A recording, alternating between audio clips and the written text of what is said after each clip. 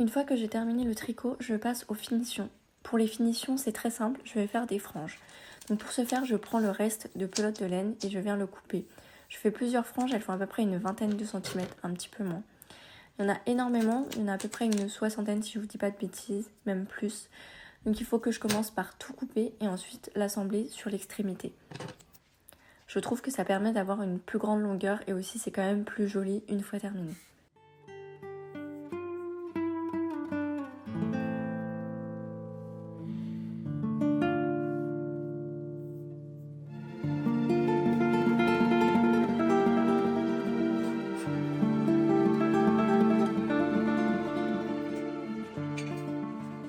Une fois que j'ai tout terminé, je viens couper les petits fils là où il y a eu les raccords de pelote. Je contrôle tout et ensuite je l'applique, elle est prête à partir. Et du coup, comme la première est terminée, c'est parti pour une deuxième. Généralement, pour faire une écharpe, il me faut à peu près 5 heures. Mais je coupe ces 5 heures, je les fais pas d'un coup. Et là, justement, ça pour vous montrer à quel point il faut que je sois hyper concentrée quand je tricote. Parce que là, je pense qu'il y a un petit problème de maille et j'ai dû défaire. Et surtout, il faut que je fasse attention de ne pas perdre les mailles parce que sinon, il faut que je recommence de zéro.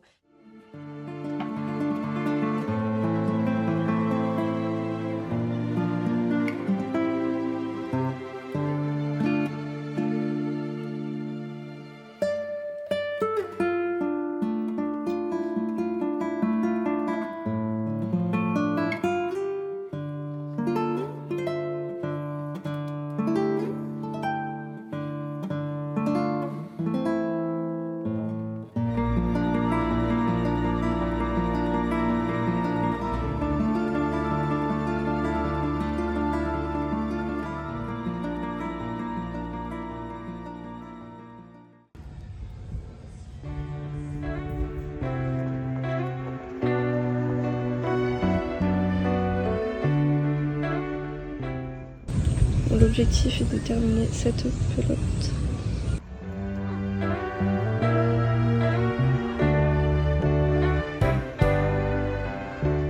Alors je suis rentrée parce qu'il commençait à pleuvoir et en même temps je vais faire un peu une pause dans le tricot. J'ai pas mal de choses à faire donc je vais me mettre sur l'ordinateur parce que j'aimerais bien avancer, faire l'invitation pour l'événement chez Crush le 25 octobre, la faire valider à Gaëlle et voir si on poste en cross-post ou alors si je poste moi que de mon côté. Ensuite j'ai réfléchi, j'aimerais faire une petite pochette d'autocollants pour que ce soit des clients qui dépensent une certaine somme sur le site ou en attendant de recevoir leurs produits qui sont précommandés. Enfin, je sais pas encore, mais en gros, j'aimerais avoir quand même plusieurs petits autocollants qui représentent la marque et qui peuvent être assez cool. Pour l'instant, il y a la chaise, mais il n'y a que la chaise, donc essayer d'en faire un peu d'autres à voir. Et j'aimerais aussi commencer, j'avais l'idée un peu de faire un carnet de coloriage, mais façon magazine de jouets quand on était enfant, je sais pas si vous voyez. Donc je pense que ça va être le gros travail aussi de cette semaine. Et après il me reste le DAP, le dessin à plat, dessin technique du mini sac que j'aimerais faire et que je n'ai toujours pas fait. Voilà.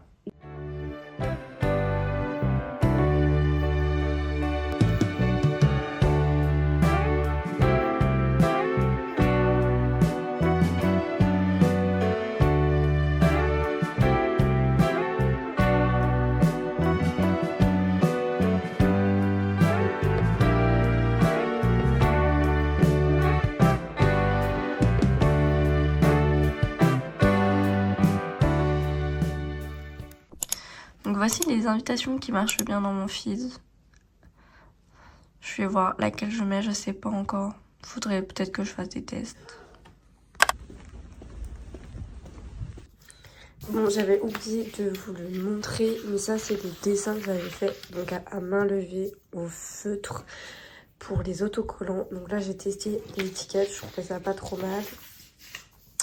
Après là j'ai fait 2 tests du sac, celui-ci et celui-ci. Les casquettes aussi. En fait j'aimerais quand même des vêtements qui correspondent bien à la marque. Donc chemise, short. Là je sais pas ce que c'est. Voilà, même moi j'ai un doute. En fait, il y en a que j'avais fait pour un précédent projet, du coup, que j'ai voulu reprendre. Après je vais pas en faire trop non plus parce que c'est pas mal d'argent. Donc on va voir pour l'instant.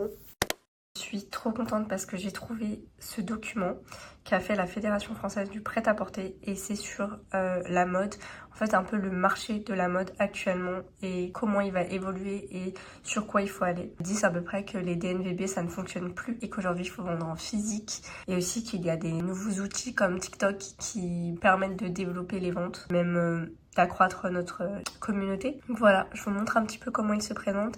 Si jamais il vous intéresse, il vous suffit d'aller sur le site de la Fédération française du prêt-à-porter. Moi, je l'ai trouvé via leur compte Instagram. Donc, cet après-midi, finalement, j'ai eu une idée de vidéo TikTok.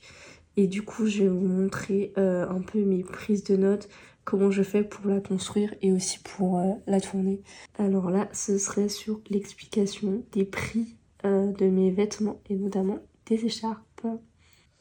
Voilà, donc j'essaye un peu de voir ce que je veux écrire et ce que je veux dire pour mettre un peu les choses au clair. Et ça permet aussi de voir ce que je vais chercher comme contenu à faire, donc en termes d'image, ce que je vais vouloir filmer, ou alors ce que je vais vouloir ajouter comme photo ou autre.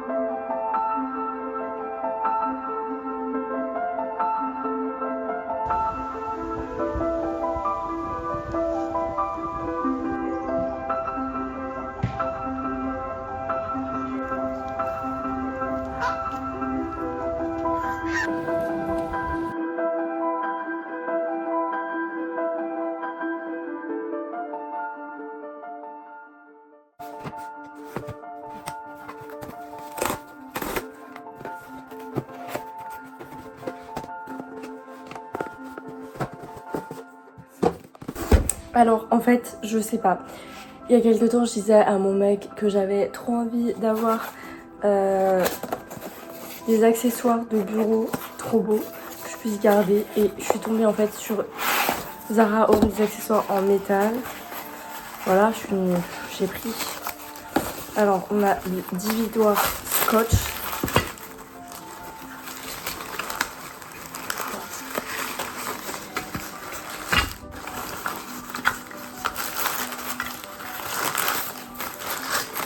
En fait, j'ai changé, j'achète plus des vêtements, j'achète des accessoires comme ça.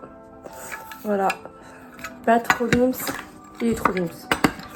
Après, là, j'ai pris des pencil clips. Je trouvais que c'était très pratique.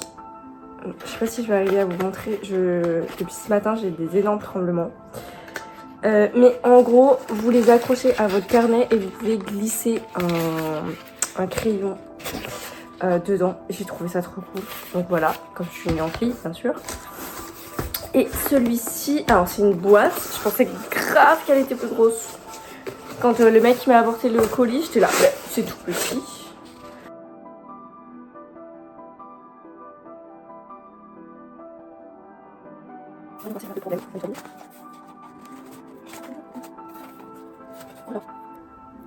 Voilà la bête. Oh, j'adore ces gadgets. Hein. Cette boîte en métal. Je suis mis en plus. Voilà.